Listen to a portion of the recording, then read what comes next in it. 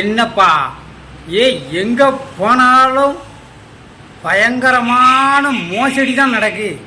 ஆஸ்பத்திரிக்கு போனால் அவங்க ரூபாயை தான் பிடுங்குதாங்களே தவிர நோயாளிக்கு என்ன பிரச்சனைங்கிறத அவங்க ஒரு நாளும் சொல்ல மாட்டேங்காங்க. துட்டுன்னு ஆஸ்பத்திரியில் கொள்ளையடிக்கான் டாக்டர்கள். சரி, வருவாய்த்துறைக்கு ஒரு காரியத்தை சாதிக்கிறதுக்கு நிலம் சம்பந்தமாக ஒரு கையெழுத்து வாங்க போனால் அவன் 5000 தருவியா 10,000 தருவியாங்க. தாலுக்கா ஆஃபீஸுக்கு போனால் அங்கே அந்த பிரச்சனை, கோர்ட்டுக்கு போனால் அங்கேயும் பிரச்சனை, வக்கீல் பிரச்சனை. கடைசி வரைக்கும் கோர்ட்டில் என்ன கேஸு எந்த லெவலில் போகுது அப்படின்னு சொல்லவே மாட்டேங்கான். ஒரு மனிதன் இப்போ உள்ள வாழ்க்கையில் வாழ்கிறது ரொம்ப கஷ்டமாக இருக்குது.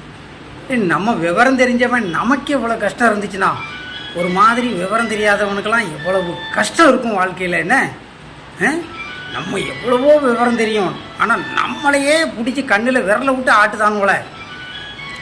ஒரு பக்கம் மக்கள் குடித்து செத்துக்கிட்டு இருக்கான்.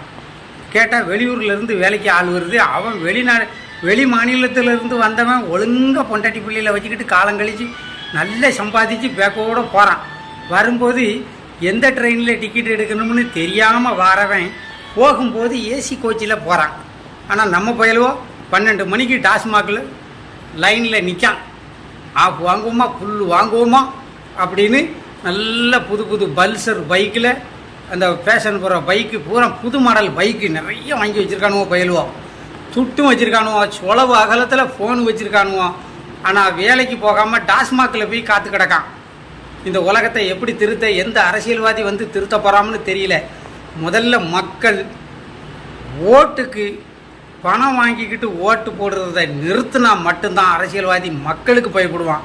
இல்லைன்னா ஒரு காலமும் பயப்பட மாட்டான். வாழ்க வளமுடன்.